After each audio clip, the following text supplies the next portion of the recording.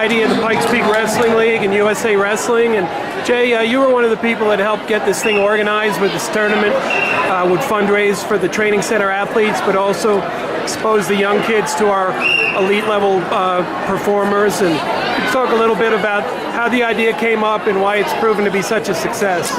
Well, I guess the majority of the planning behind that actually came with Coach Slay, and just kind of speaking with him about some of the financial need and to be able to get the OTC wrestlers a little bit more financial security when they train and be able to do their thing. So it's fortunate we live in Colorado, and that helped out a lot.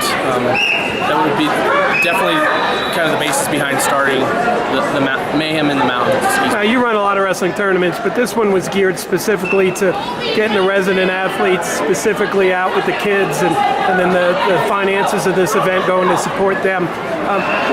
What do you see as good about putting those two groups of wrestling together, the youth athletes and then our highest level athletes? Well, it's kind of like if we were in basketball and we had Kobe Bryant show up and referee, a youth basketball tournament. We get the best of the best there. Their coaches, Coach Slay and Coach Zadok were both here as well. It's really awesome for the kids in our sport to meet our sports elite athletes. Now, your events have a lot of education and fun in it. Seems like the spirit here is all very positive, especially when they have all the older guys around and they get to meet some Olympic champions like Brandon Slay and guys that have been in the Olympics like Ellis Coleman.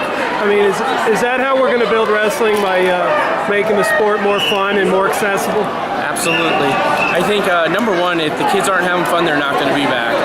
But on that same note, when we're talking about kids, parents decide if they're coming or not coming to a tournament. And if you don't make it an experience, I think you're missing out on a lot. We want to grow this sport, not just from generations that have wrestled in the past, but generations that have maybe never wrestled before. So we've got to make this sport more customer friendly. And anytime they get a chance to meet our sports elite athlete, I think it's a fantastic thing. Now, is this the kind of thing that we may do annually? Is the hope to make there be an OTC fundraiser every year as part of the schedule? That's the plan.